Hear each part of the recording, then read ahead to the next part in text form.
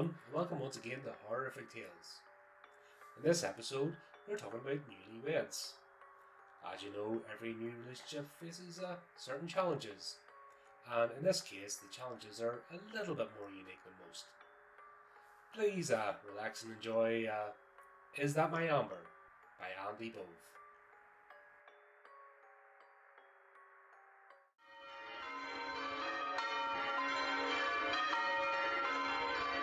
I married Amber on the 30th of June and never looked back.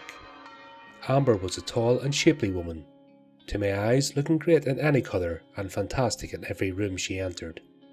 I loved her immediately, not for how she looked, but for how she wore her personality in any occasion. No matter whom she was with, her poise and grace never faltered or wavered.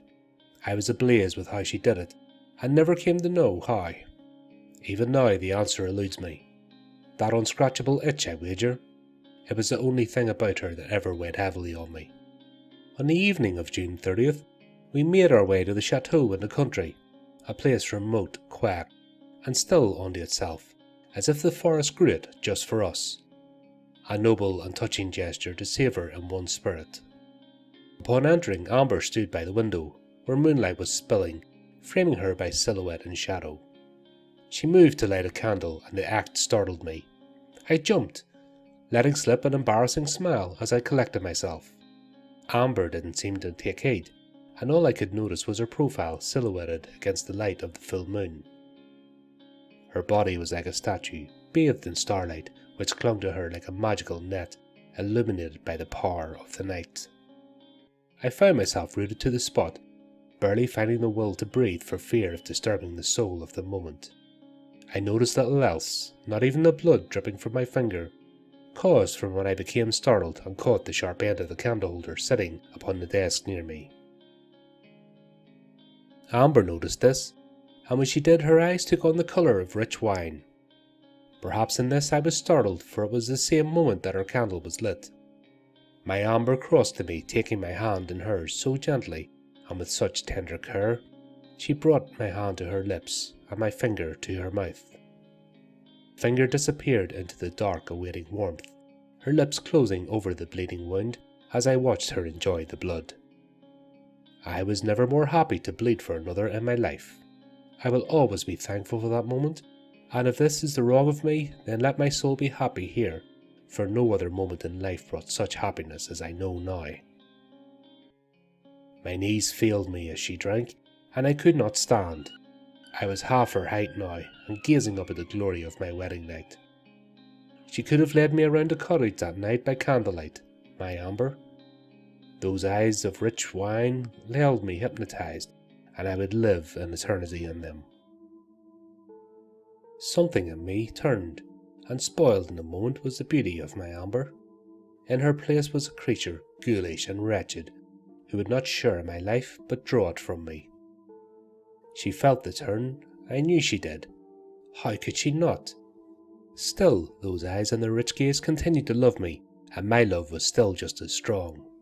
I could let no one know, could let no one see my heart beating in excitement, quickened by the sheer terror of the moment.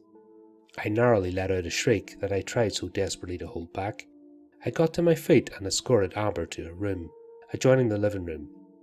Our wedding room, with our marble bed, is where I shut her in and locked the door tight. Ever so tight that it took me a while to release the key and take it from the lock. Amber told me that she could still hear me bleeding, feel the blood running down my hand, her voice still, so calm, so beautiful to me, that I wanted to press my blood through the door for her to feel the warm darkness behind her lips once more. In my anguish and struggle, I emitted a frightening and low sound as I shrank from the door. The only report that came back to me was soft laughter. Even her playful mocking was beautiful to me, and I could not stop my course of action. Is that my Amber behind the door waiting, so soft and tender for the next gentle morsel? Yes, she replied.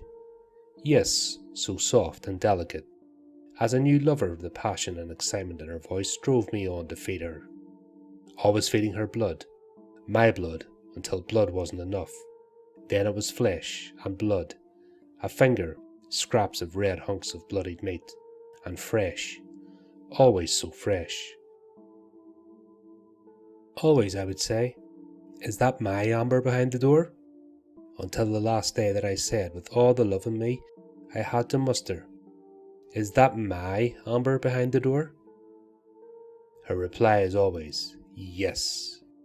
It was in the yes gave my soul its eternity one final time, and as I lay there in my final rest I wondered what my Amber behind the door would do once she decided she was hungry again.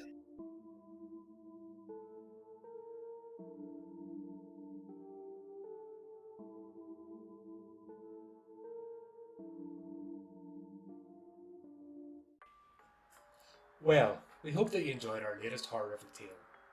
If you want to keep up to date with future episodes, then subscribe to our YouTube channel and like or follow our social media pages. You can also give the channel support by visiting our merchandise store and picking up some of our items. Please also take a moment to support our contributing artists who very kindly lend their talents to the show. Check out the links in the description on how you can do this. Well, that just leaves me to say, until next time my friends, keep it creepy, keep it horrific.